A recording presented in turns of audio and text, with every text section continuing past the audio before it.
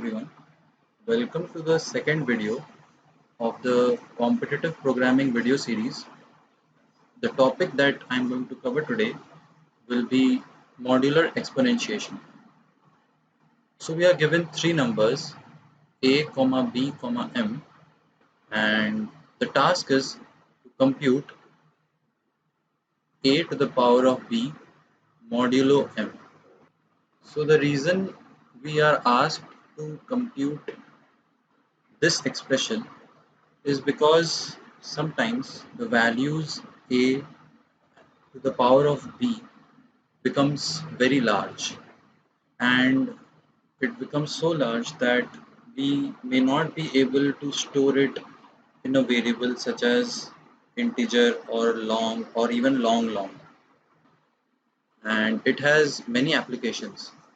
For instance, it is used in computing the modular multiplicative inverse. A naive approach won't work because first you would have to compute this expression and then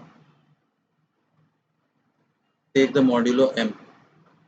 But as we know, this is not going to work. In the first video, I talked about the binary exponentiation.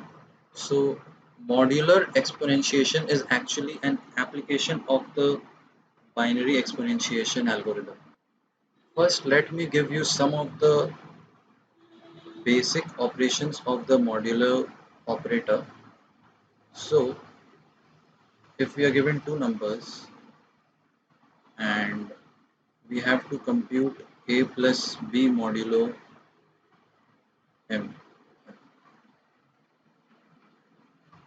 If we were to do the multiplication, which is the topic of interest over here that we will use, if we do the multiplication of the two numbers a into b modulo m, suppose we have to compute this expression, and sometimes the case may be that a into b becomes very large and we are unable to store it in a variable.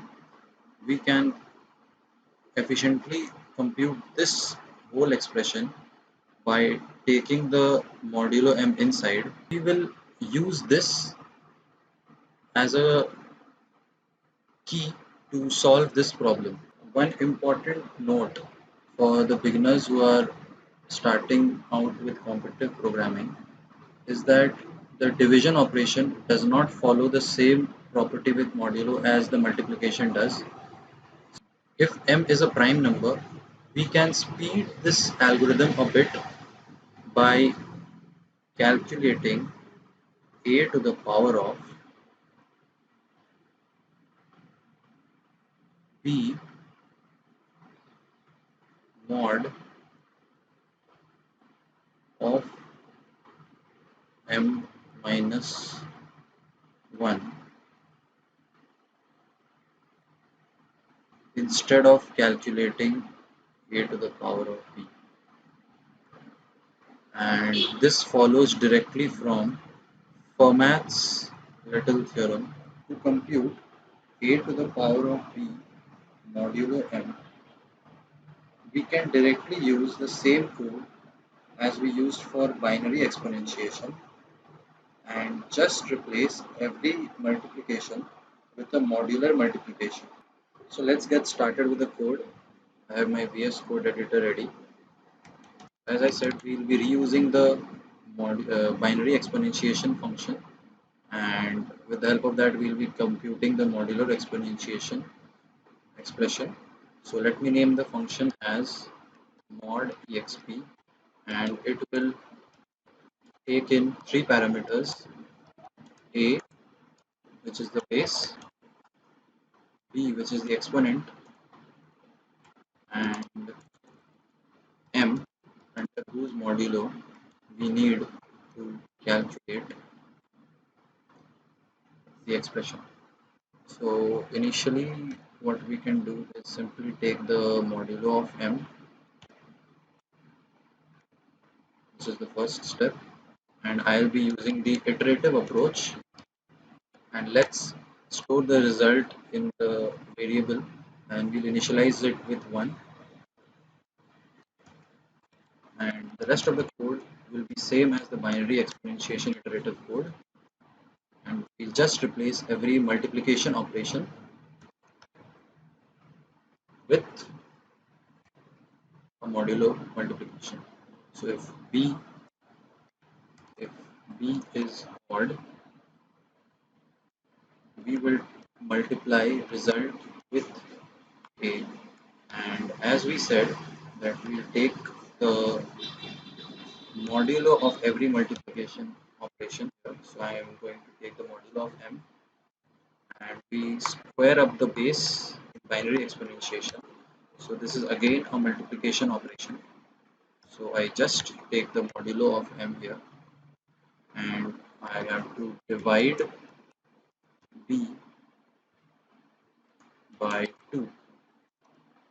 So I can do this, or I can do this as well, and I just have to return the result. So that's it. The modular exponentiation function has been coded. So let's test this out.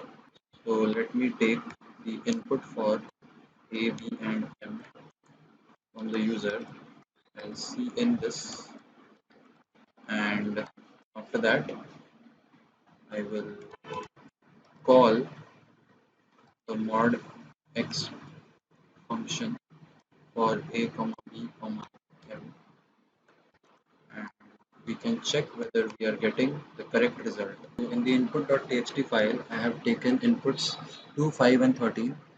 That is, I will be computing the result for 2 to the power 5 modulo 13.